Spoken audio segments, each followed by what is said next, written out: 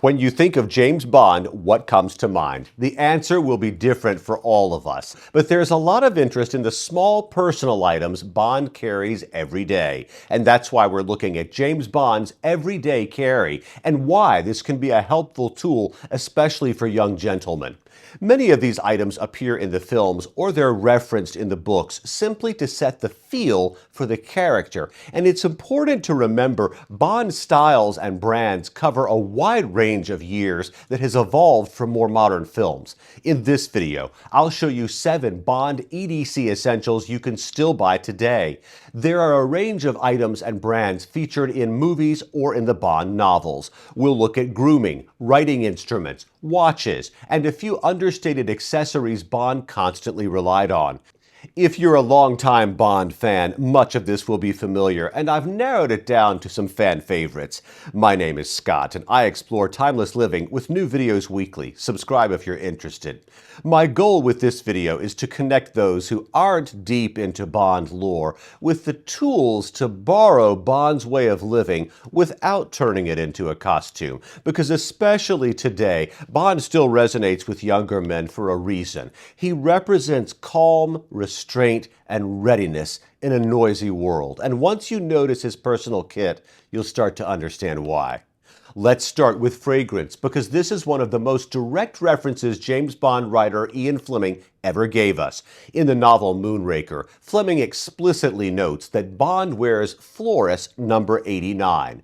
Floris is a heritage British fragrance house. Floris 89 is still manufactured today in almost the same form it was many years ago. I'll include a link in the pin and the description so you can check it out. It is not a modern scent, I'll tell you that. It's clean, traditional, and understated. In my opinion, I would say it smells a lot like a scent from a classic barber shop. Think of powder and fresh ingredients that barbers use. That's similar to what this smells like. And for younger guys, the fragrance might smell a bit mild and could be similar to something that you've smelled on an older gentleman. But make no mistake, it is clean and timeless, which fits Bond perfectly. Bond's grooming choices were never about drawing attention. They were about being put together without anyone quite noticing why. You can call it quiet luxury, and that idea, quiet competence, is what I call it. It's something a lot of men are clearly searching for today. One of the most famous Bond pens appears in GoldenEye. Q issues Bond what looks like an ordinary Parker Jotter ballpoint pen. Of course it isn't ordinary, but that's exactly the point. The genius of the scene is that the pen looks like something absolutely anyone could carry. Parker Jotter pens were introduced in the 1960s, so the brand tracks well with Bond. This is one, much like the one featured in the film. It's stainless steel. You click the top, the pen comes out. It's always been affordable, well-made, and completely unpretentious. You can buy them easily online in a range of colors and styles. Many are under $15 US. Of course, through time, Bond used other gadget-filled pens. In the 1983 Octopussy movie, he used a Montblanc Meisterstück fountain pen. In my pen collection, you can see some of the traditional Montblanc style ranges that you can buy today. They do feature some metal body pens more like Bond's. I'll drop a link, but Bond's was special from Q Branch. It was metallic and it did not have the snowcap logo you see in this picture compared to what the current pens look like. Modern cinematic Bond is inseparable from the Omega Seamaster watch. It first appeared on Pierce Brosnan's wrist in GoldenEye and continued through Daniel Craig's era. In the films, the watch often has Q branch enhancements. In real life, it's simply a very good dive watch. And that's what makes it interesting. It's a professional tool that happens to look elegant.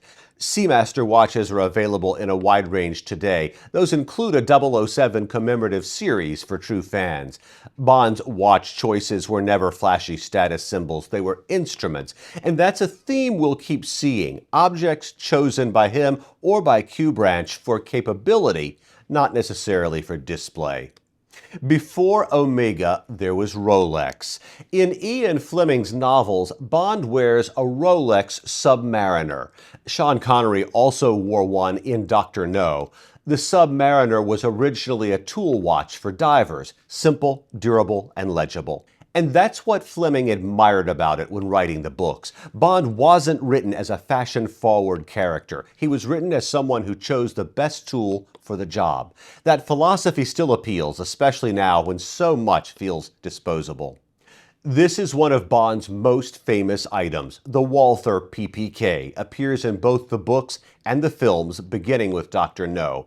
It replaced Bond's earlier Beretta. From a historical standpoint, it represents Bond's emphasis on reliability and restraint. And even when discussing this carefully, it's clear why the object itself became iconic. Bond's tools always matched his temperament. In Casino Royale, Daniel Craig wears Persol sunglasses during several key scenes. We see him wearing metal frame Persol style 2244 early in the film. Later he wears these, Persol style 2720. These are tortoiseshell frames with a green lens color. Both of those exact styles have been discontinued. This is a very close match to the tortoiseshell frames from the picture. These are mine, and they are Persol style 3048. They're rectangular and nearly the same form factor as the ones used in the Bond movie. I'll leave a link so you can take a closer look. The designs are subtle, masculine, and timeless. They're not trend-driven, they're not logo-heavy, and this is where Bond's appeal to younger men and the quiet luxury feel really shows itself. In the novels, Fleming frequently references Dunhill as Bond's outfitter for personal accessories. We're talking about lighters, cases, and some leather goods. Dunhill was the brand of diplomats and officers in the UK in the time period when Bond was visualized. The accessories were refined and they existed to support his life, not define it. When you look at Bond's everyday carry as a whole, you can see a theme. Nothing here is loud, nothing is excessive, and everything has a purpose. I think that is why Bond still resonates, especially with younger men today. He represents a version of classic, timeless masculinity that we often don't see elsewhere. So what are your favorite Bond gadgets or brands? Should we talk about his luggage and bag carry? That evolved over time. Let me know in the comments. Thanks for being here.